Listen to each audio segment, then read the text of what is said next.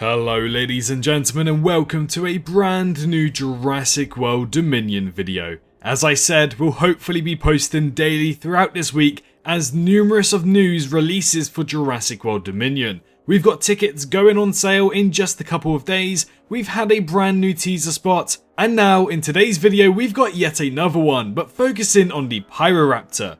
If you're at all intrigued about the Pyroraptor attack scene in Jurassic World Dominion, then I would suggest not to watch this video as it does contain minor spoilers for that interaction in the movie. But a brand new teaser for Jurassic World Dominion has been posted featuring the Pyroraptor attack. And it's safe to say that it definitely caught many people off guard. As I was one of the first people to post this on Twitter, it's now being posted on YouTube by many other accounts. And in those comment sections, and in my own comment section, it seems to be that people are flipping out about the Pyroraptor being able to jump directly into the ice cold water. Yes, that's right. I will probably be having it playing in the background, but the Pyroraptor, a fully feathered dinosaur, jumped into some ice cold water willingly. Yeah, I know, it's a bit weird, but you know, it adds to that kind of unexpectedness of the dinosaur, and that's what I really like about it. At first it was so unexpected that I wasn't really a big fan of it, but as I kind of looked into it a little bit more and decided to try and find a reasoning as to why the Pyroraptor decided to jump into the water, I've started to understand it a little bit better. Now unfortunately we do have terrible quality for this, but don't worry, once we have HD quality regarding this scene, I'll be sure to post it over here on YouTube, so don't forget to subscribe and also press that bell notification so you don't miss the upload. But here we go, the aquatic Pyroraptor explained. Now as we know, Pyroraptor is a species of dromaeosaurids, very similar to Atrociraptors and also Velociraptors, the other dromaeosaurids that we see in the Jurassic timeline. And when we try to think of aquatic dinosaurs, there aren't many dinosaurs that are actually aquatic, and I'm not saying that the Pyroraptor is fully aquatic, but there are some dinosaurs out there that are waterfowl, which means that they kind of stayed around the water and had chances to dive underneath the water, swim underneath for a little bit, and then come back to the surface. And looking in the dromaeosaurid family, there's a dinosaur that does exactly that, and that's Hauscaraptor. I really hope I pronounced that correctly. If not, Paleo Twitter are coming for my throat. But yes, the Hauscaraptor actually seems like it's waterfowl and it's a dromaeosaurid, so potentially mix and matching some DNA, the Pyroraptor could have something similar.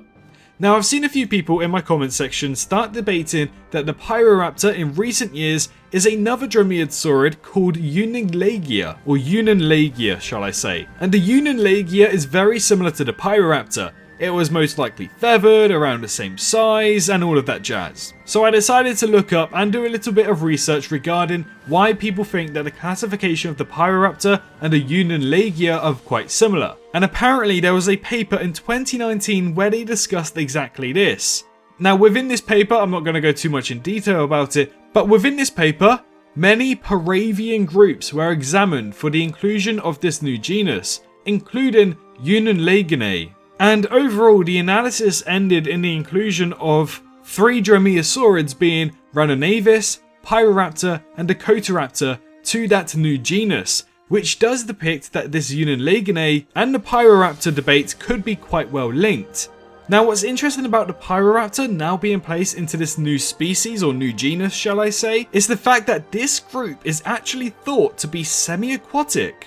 So it's not out of the realm of possibility that the Pyroraptor could be semi-aquatic because of this recent 2019 paper, and they decided to try and make it somewhat accurate. But besides using our universe's science, how can the Jurassic verse explain this?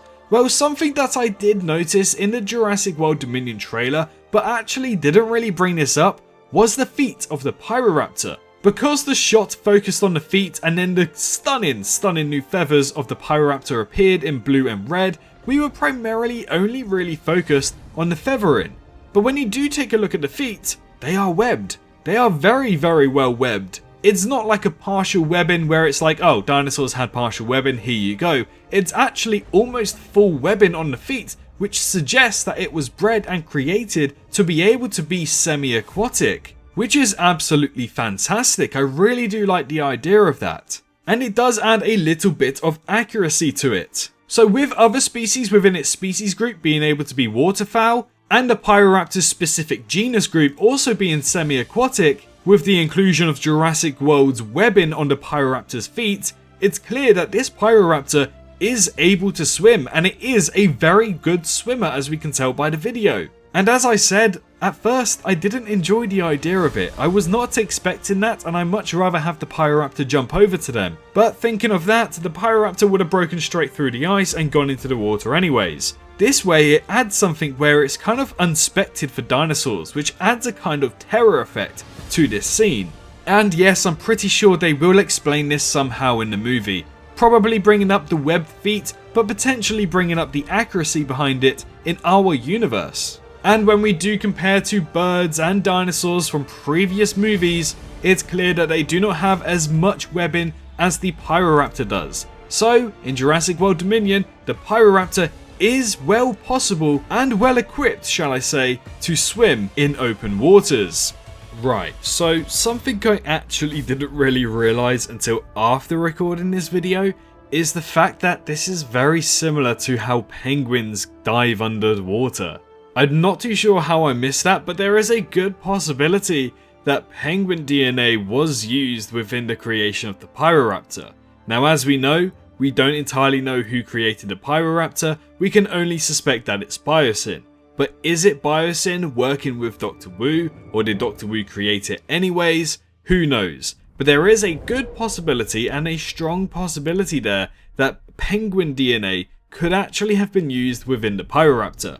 I'm not confirming that that's the case, I'm not even sure if we'll ever get an answer to that, but it is quite intriguing that the way that the Pyroraptor dove underwater is very similar to the same way that penguins do that in our natural world. So I wouldn't even rule out the possibility of penguin DNA being used within the genetic sequence of the Pyroraptor. Let's hope we find out the official reason as to why the Pyroraptor can swim once the movie does release on June 10th or June 1st if you live in Mexico. Anyways guys, thank you so much for watching this explained video. Let me know what you think about the Pyroraptor being able to swim down in the comments below. Do you like it or do you not like it? Either way, it's going to be in a movie, so grow to like it. I'm only joking. Don't forget to also like the video and subscribe if you're new, but most importantly, stay safe out there, and I can't wait to see you all in the next one. Bye bye.